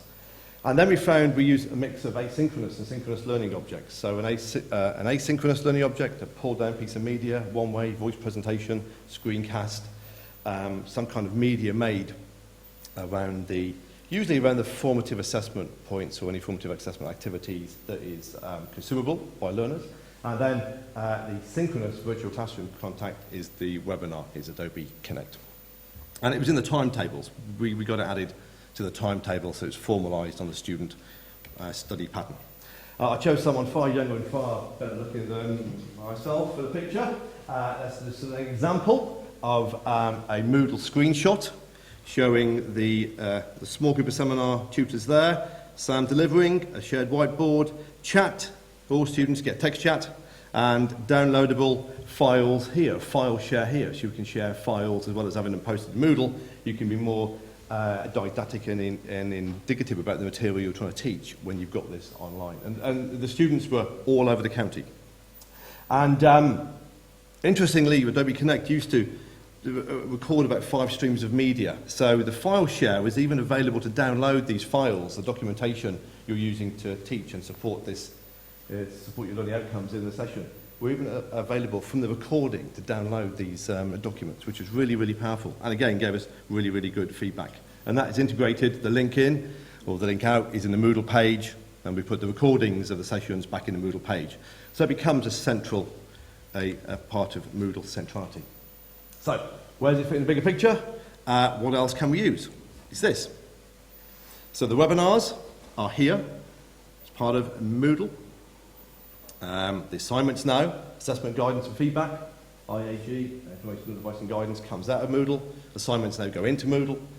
Your grade comes out of Moodle. You've got webinars. There you go, that's my 3 minutes. And it's a central point, and students have said that they like that central point of everything in one place. So I'd like to invite Dan and Jay just to come up. They're going to start off with 1 point each that is pertinent to how we've used and use these webinars. Do you want to start? They've got a really good example each. I'm going to ask Dan to share his good example first. And then the next 2 minutes and the other 2 minutes is for you guys to ask Dan and Jay some questions of their experiences of how they've used webinars in a hybrid design. Dan, do you want to? Yeah. So my first year, my degree, a big part of what I did in one of my seminars was with Rob, and that was based around this blended experience of some in the classroom and some on a seminar. I did a placement last year in virtual L&D with GE, and a big part of what they're focusing on at the moment as an industry is virtualising their L&D function and employee training from the classroom to virtually, just because of cost cutting, and they believe that that is more efficient for training their employees. Whilst I was there, I did find that, because I was trained through that virtual experience by a global trainer that was based in Jacksonville, whereas I was in Manchester, and I did find that, from having this experience at uni, it really did help me understand the terminology and the systems and just all about how learning in that platform works, because it is very different for different learning styles. I actually did my dissertation on virtualising L&D, and I conducted a study around whether it was better to learn in a classroom environment or virtually. And from a learning efficacy perspective, I did find that in a corporate environment, people did prefer learning virtually. So it's obviously a major industry trend at the moment, something that could be embedded at uni. So it's just something to consider, really. Great. And Jade? Yeah, it's something that's really unique that we have the opportunity to be able to have online webinars. Because I've got mates all across the country in different unis, and when I say, oh, I've got a webinar, they're like, what's that? They don't understand. You sit there and it's like Skype. They don't understand because they don't have it. And the fact that we have the opportunity to do it, it really does help. Great. Thank you. Thank you very much. Okay, any questions from the audience for Dan and Jade, please? Are there problems connected into the webinars if you've not been on campus? No, I've never experienced it. I've done it on my phone and my laptop. We even connected our laptop up to the TV once, and we had a load of mates around and we all ordered pizza and it's like... And I'll tell you the funny story about that one is, I pronounce my W's like Jonathan Ross, so I'm old enough, ugly enough, and thick enough skin now to not to bother me. So I have students log into the webinar calling themselves Wob Whitehouse. And these guys often have done this, and it's fine. It's fine. Okay, have we got time for one more question, Nick? Well, we can move into the question time, so... I mean, Chris, okay. Fine, okay.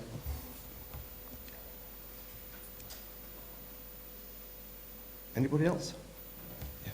Yeah. Do you get better attendance online than you get if you would have put that as a seminar on campus?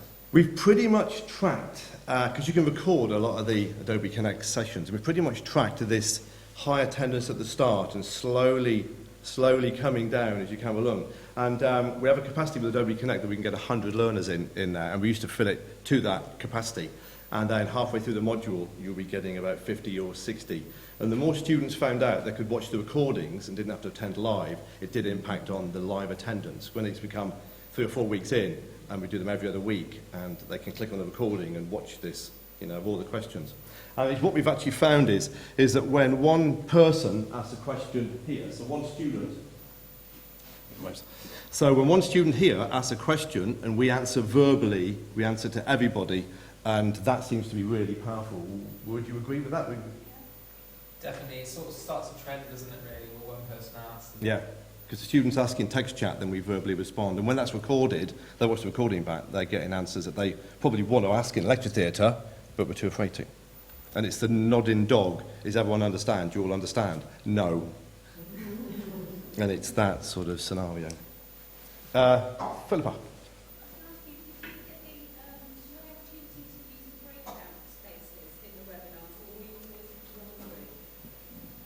In one group mainly. Yeah. We didn't do the breakouts with the lectures. But you can have breakout sessions where people give you separate stuff. Yes.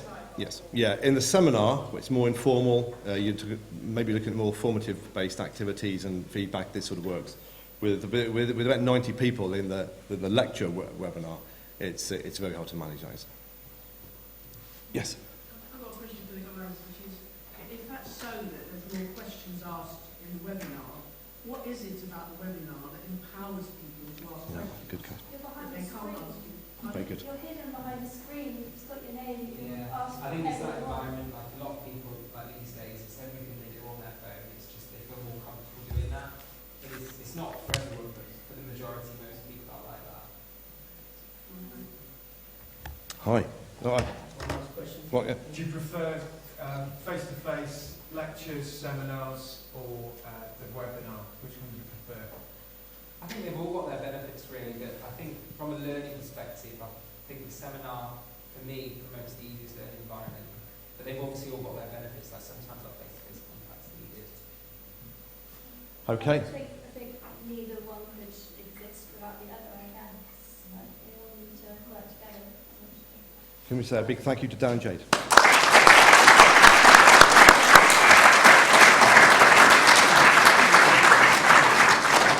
I've just quickly got a little text message from an old colleague who was one of the sort of founding fathers of the Festival of Learning, from Dr. Dave.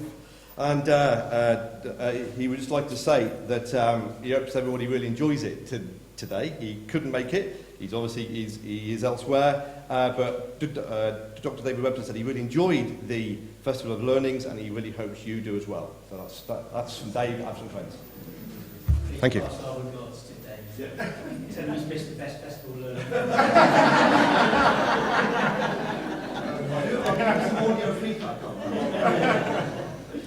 Okay, thank you, Rob, Dan and Jane. So our next speaker is Ruth Patterson. Ruth is a lecturer in history, but also a member of the Academic Development Unit. Ruth is going to talk to us about using Thales Aspire, the resource management software which we are in the process of rolling out to university. So when you're ready, Ruth.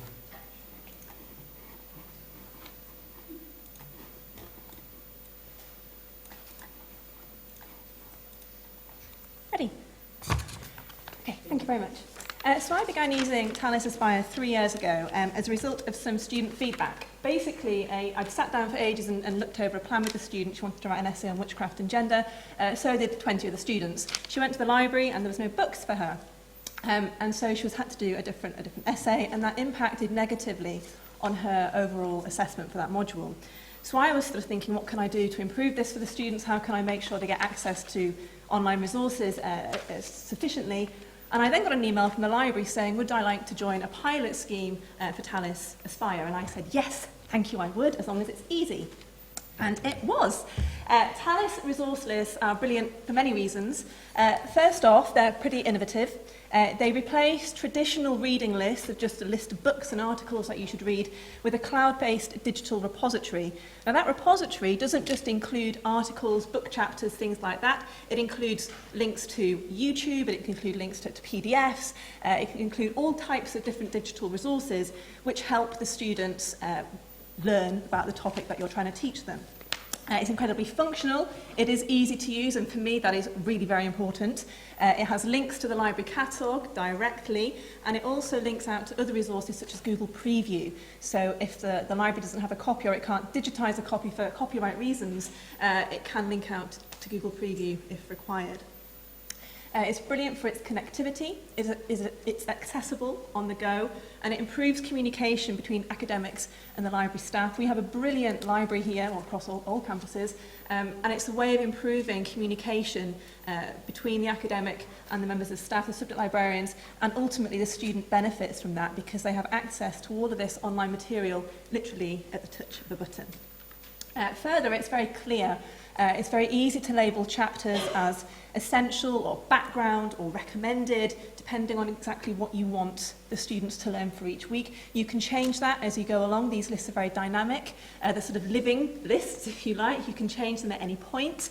And students see constantly updated versions of these lists, which makes it even better. So I want to show you just three examples of how I've used Tallis in my own practice. This is a session I've been teaching this semester. It's on the Civil War, very exciting. And we had the library staff help me embed Tallis into the actual module pages. So if the students clicked onto session 2 resource list, they'd get the reading for that week seamlessly. It would just take them to it. Same for week 3, week 4, and so on. Another way that you can use Tallis is by showing them just a specific list. This was taken from a module I taught on toleration and persecution. And this has a bit more detail about each specific chapter from each book that I want them to read. You can either view it online, or you see on that third one, we couldn't get the third chapter to be digitised because publishers are getting a bit stressed with us and said no, but this linked out to Google Preview so the students could access material that way. A final way that I've used it is through annotating. So I'll suggest a piece of material that people might like to look at. I then annotate it and explain why it's important, what they might get from it, where in particular they might want to look for particular points. And this also is really very useful because it helps to situate the user and sort of figure out what they need to be looking out for in this text, why you've kind of listed it in the first place. So those are the 3 ways. There are many other ways, I'm sure, but those are the 3 ways I've been using for the past 3 years. So my experience overall has been very good. I would thoroughly recommend Tallis Aspire to everybody. It's nice and easy. Students have access to key resources at the touch of the button, and I can monitor their engagement through built-in analytics. Now, this is quite a crude way of measuring engagement, but it does tell you if students are looking at the material at all. And I incorporate that with other ways in class of testing engagement, sort of asking people to write down 3 points they've learnt from the reading or whatever. But it's a way of sort of figuring out if students are engaging with the module and which particular chapters, articles they're clicking on the most, which might indicate where their preferences and sort of favourite parts of the module that they're engaging with. And there is a tangible impact on student learning and engagement with the module, which you can see as well through student feedback. So this is these are 3 examples of student feedback that I've received from students saying that they found Tallis Aspire to be particularly helpful. One student said, I found these links invaluable, used them loads. Brilliant. Another one has said that dividing the list into the 3 or 4 essential readings and the background and the recommended readings helped them to know which readings to concentrate on for that week, while providing additional reading to look at if there was time. And finally, the third student said that they particularly thought the links to primary sources, as historians, I bombard them with stuff from the 16th century, they like to have that at the touch of the button as well. So really good resource for students. And I wanted to end that talk with a video that the library staff have put together, which talks about this a little bit more.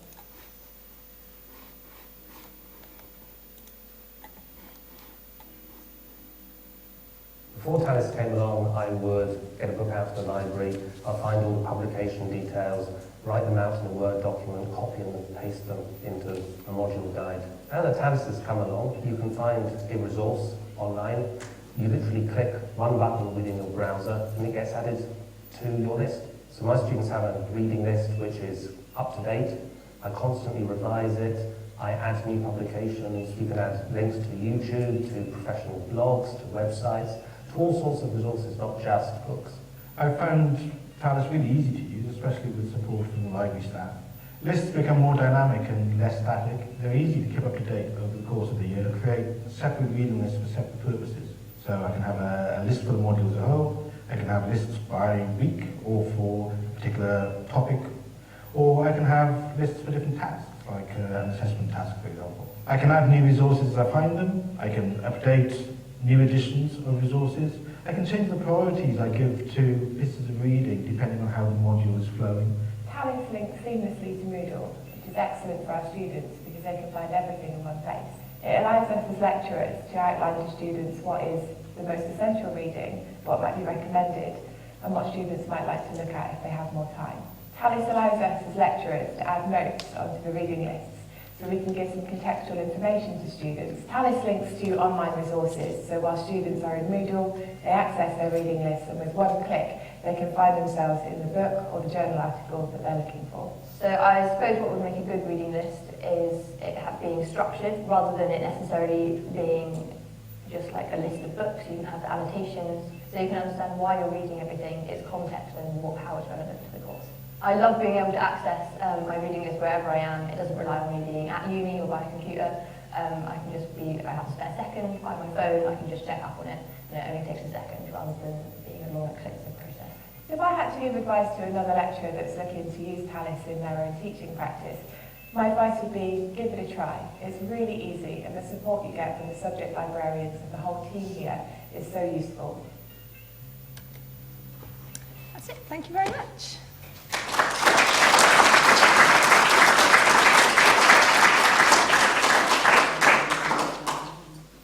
Thank you, Ruth. Okay, that one ran over a little bit, but I think it was, you can see the video, but we have time for a couple of questions.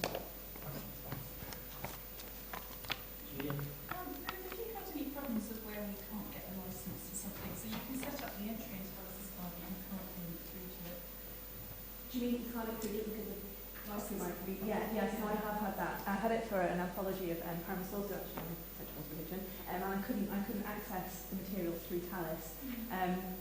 In that case, I had to resort to sort of the old-fashioned way of photocopying extracts from it, but that doesn't happen very often. And if it becomes an issue, the library might be able to purchase an e-book copy. It was just in this particular case there wasn't an e-book to buy. So you can get e-book copies, which takes you through to the entire book, or you can have individual chapters digitised. So then you can upload that instead of the entire book. Even for international? Because my problem's been with international texts. Do you mean sort of not UK publishers? No, I think yeah.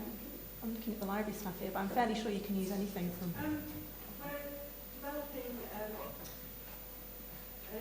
we're embedding the scanning service within Tallis. So in the future you'll be able to request scans of documents that we can attach to Tallis. And also when you add things to Tallis, we want reviews, well we will in the future, so that if there are lots of students on the module and we've only got a one user license for a particular ebook, we'll know that we need to have the license in place, which should help us provide more resources for the students. We need to stop there. But don't worry, we're going to hear a lot more about Tallis over the coming years. Okay, thank you.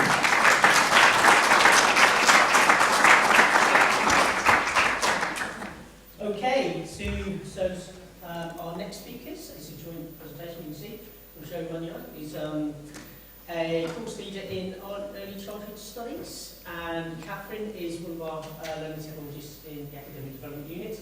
They're going to talk to us about the use of Mahara ePortfolio for developing skills. Are you ready? Yes, we're ready.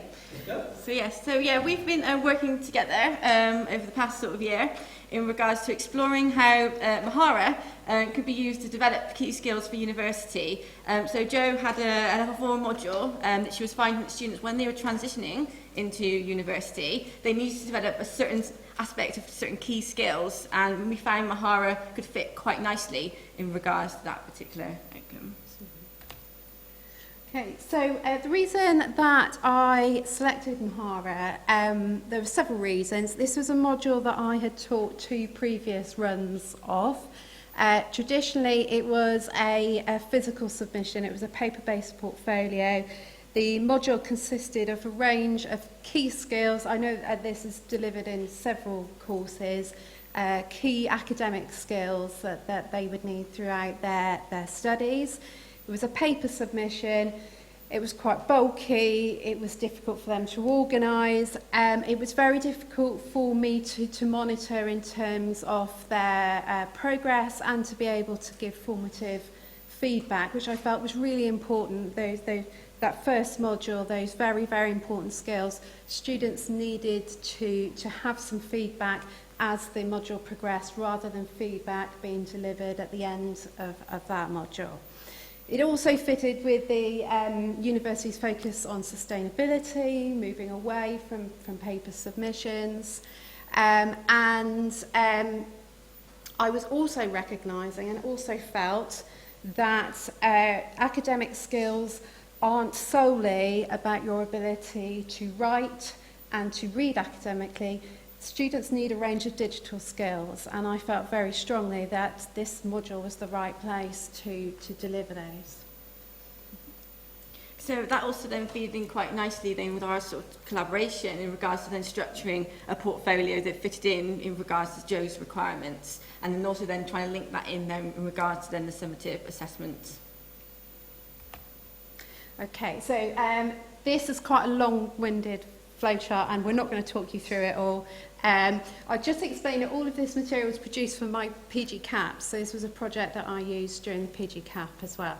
So it all began with just taking some time to reflect on the previous runs of the module, as we all do, and think about what's working, what's not working, and what I wanted to develop. And the digital skills were the key area, really, as well as the ability to give formative feedback to the students.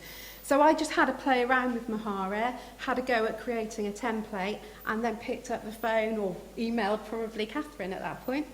So yes, and it was really good then with Jo in regards to having sort of an idea of how then she wanted her portfolio to potentially look, and then with sort of ideas and me being a little bit of a springboard in regards to those ideas that she had, we were then able to produce this template that we know hopefully then would be achievable for the students then to work through throughout that particular module, and then sort of weaving in regards to my sort of role in regards to the support, not just with Jo but then also with the students as well, because we were aware that this was obviously helping develop their digital skills, so there was going to be an element of support with regards to them as well.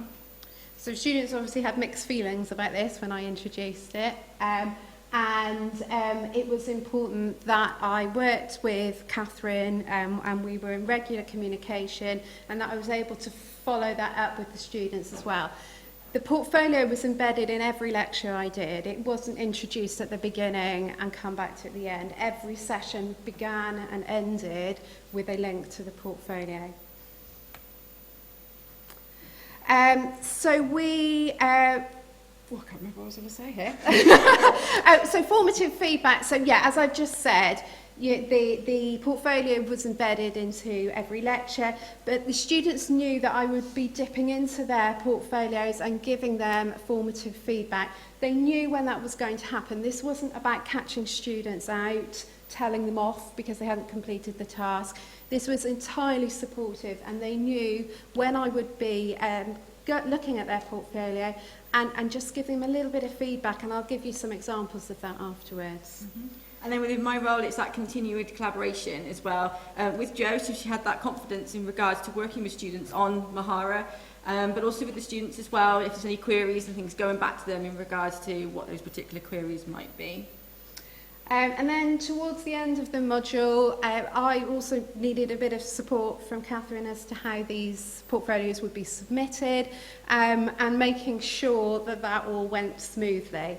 And after it was submitted, it was then an opportunity to reflect on that, to get some feedback from the students as to how they found that process, also some feedback from the markers as well. And what it was quite interesting, I think, from my viewpoint as well, and what Jo did, she got the feedback at the start of the module and at the end of the module as well. And at the start of the module was quite interesting, actually, in regards to those digital skills of what the students actually potentially came with. Some were very nervous with creating a PDF document or scanning as well. Their portfolio required some of those elements. So we already had some potential hurdles to sort of support them with in regards to those particular skills. And what we found then towards the end of the module, they actually had quite a lot of confidence around those particular sort of nervousness around those particular skills, and actually they were starting to really develop their portfolio really, really well and be quite creative with what they put on in the end. So I thought that was fantastic to see. Okay, we can't talk, we've been given the sign to stop. These are just screenshots from the portfolio of the sorts of ways in which we were engaging with it, and the final slide is the feedback from the students, and we will finish it there.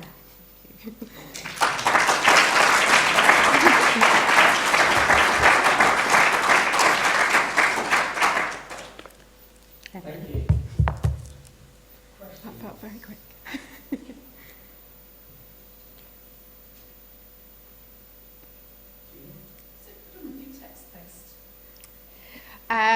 So the portfolio pages were made up of a set of a task and then a reflection. So it was predominantly text-based, but some of the tasks involved things like completing the referencing tutorials and having to upload the badge from that, which I thought was really handy because I'd had no proof before they'd actually completed all the tutorials. There's examples of group work that they've done there, some mind mapping, things like that, where they had to photograph their work, create a PDF and upload it to the portfolio. So predominantly, yes, yeah. So it's great to see how your confidence has grown, you know, in working with Catherine collaboratively. Can you tell us how that's able to sort of feed into the school? Because I would imagine your school portfolio is quite a big thing.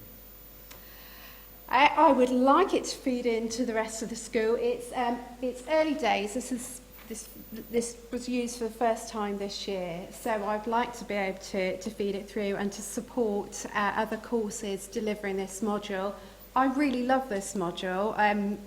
My background before coming to university was in further education, and I have a real passion for supporting those students through their transition. So I would love to continue to work on this. I've got other ideas as to how this can be further developed. So if anybody wants to talk about it, I'm very happy to. I just want to say I'm really pleased that David's noticed that, because Joe's enthusiasm has had an impact. We are now using Mahara portfolios in early years, secondary and assessment only, and I've never seen it before, so thanks. Fantastic. Good news. Just one last question. I use Mahara portfolios as well with my field, and I allow students to create video content themselves if they want to, so that they can talk about their work or they can create video. Is that something that you utilise as well? Have you found that works? I haven't at this stage. Because this is a level 4 module and we were time constrained, I've kind of prioritised the skills they'll need for the assessments that I know will be coming up. But I would love to do that, and if I think about perhaps this screenshot here where they uploaded a PowerPoint presentation, that would be fantastic. I'd like to embed some more peer feedback, and perhaps that could be the same, you know, used in the same way.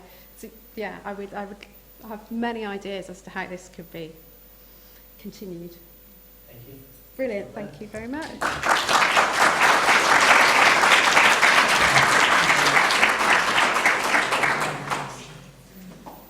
And so on to our last presentation for today. So I'd like to introduce David Hanley. David is a course leader for social work, and he's going to talk to us about useful video feedback.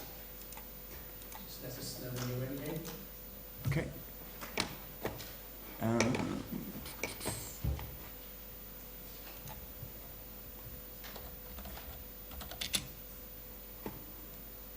I tell you what, I'm not going to do it like that. I'm literally going to say, similar to what Julia has said, but I'm going to click off that. Let's ditch the PowerPoint. So, ultimately, Julia, really good on audio feedback already. And I think Christian mentioned you work off the script and you annotate and audio record your voice. what I've started doing, and for the last year and a half, I've been audio recording and basically having the assessment criteria and highlighting where students have scored on their assessment criteria while speaking to it. I did have Planet eStream up, and I was going to show you a brief clip of me doing it, but it's literally, I've now worked out how to put my head in the corner of the assessment criteria. I'm not vain, and I don't think students really want my head in their screen whilst I'm talking through their assessment criteria. But what I do is I literally, sit with my little iMac on my lap, and I talk to them, and once I've read their work, just highlight and talk it through. This is where you've done well. This is where you could have improved on. And I think this links in with my passion around discourse ethics. And what discourse ethics is, it's everyday communication based on reasoned argument, genuine feelings, and the absence of deceit. And why Julia said, oh, they read it with sarcastic voices, I think is because often assessment provokes quite a lot of vulnerability for our students. The biggest anxieties that we have as lecturers and as assessing academics of students' work is the power dynamic and the conflict that causes at times. One student said to me the other day, I don't really engage in personal tutor meetings because if I do, you'll be biased against me when it comes to marking my work. And I'm thinking, what's he going to tell me in personal tutor meetings that's going to make me worried that's biased? I challenged that and said, we are professionals, come on, trust in the process. But actually, it's hard to trust in a process that if you get dumped via text message, and it says, I was almost going to get one of my colleagues to practice this, but so dumping me, saying, Davey, you're dumped. It's not you, it's me.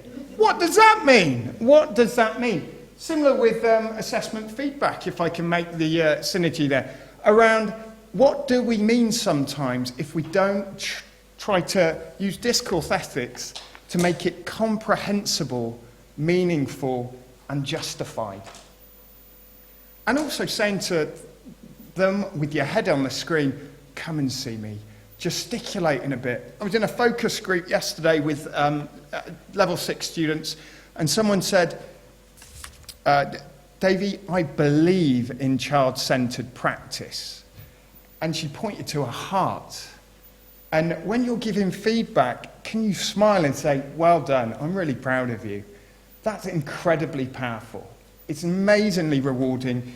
And I think we had our level 6 students in yesterday for their final day at university, and we went round and said what we were proud about. And I think our students feel incredibly valued.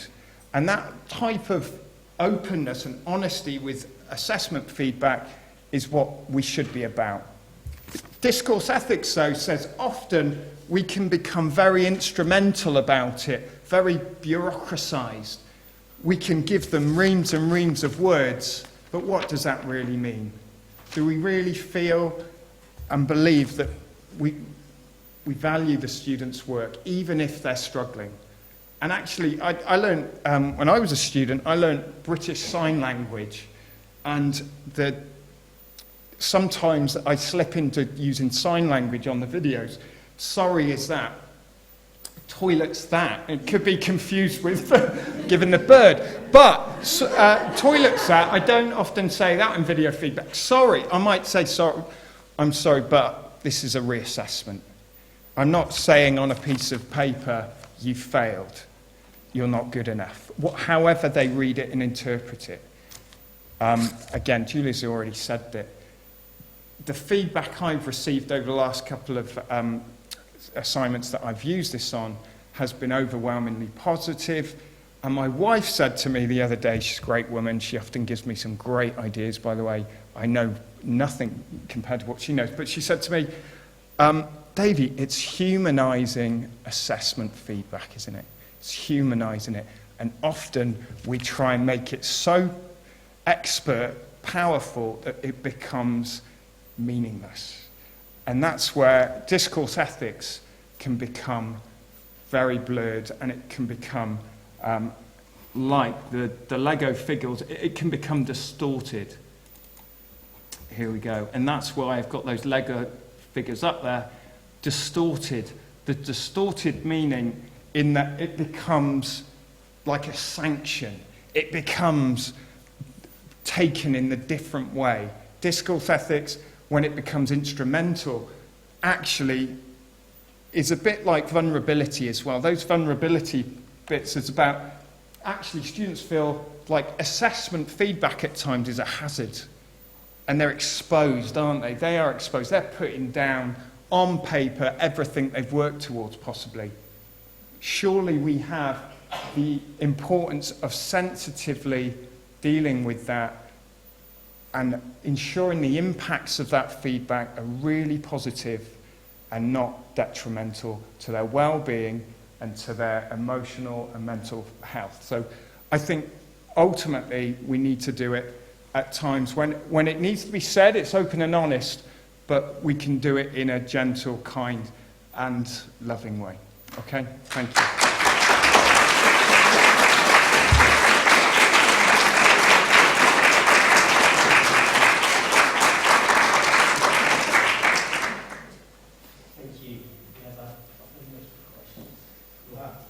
Superb, David, really good presentation.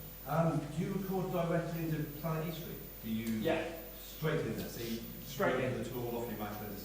Yeah. And it's the same time it took me to do audio recording, but just with a bit of highlighting as I go through the assessment criteria.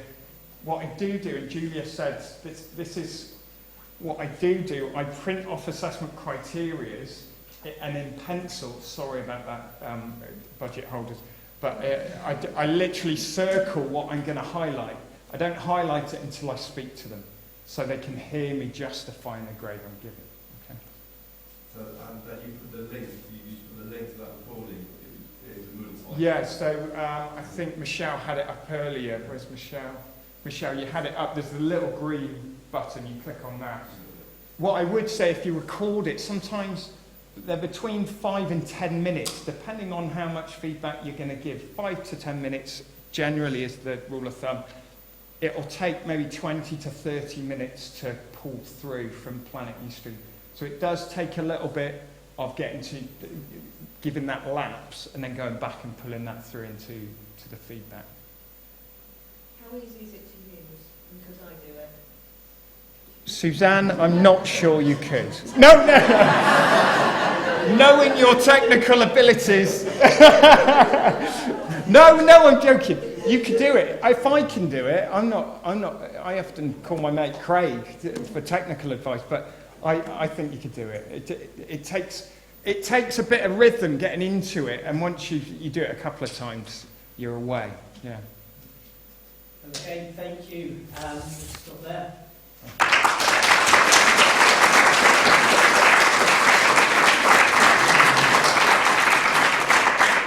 That was our final presentation. I hope you found those as interesting ideas and it's given you some food for thought.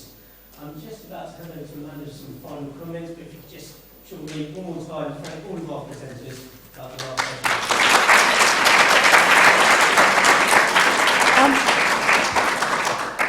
Colleagues, thank you. I always feel, you've lasted till the end of the day. Thank you so much. For me, it's been a fabulous day. I'm grateful to all the presenters. You've all gone above and beyond, and I'm grateful to everybody who's set aside the 1,000,001 other things you've had to do and given up this time to come here today.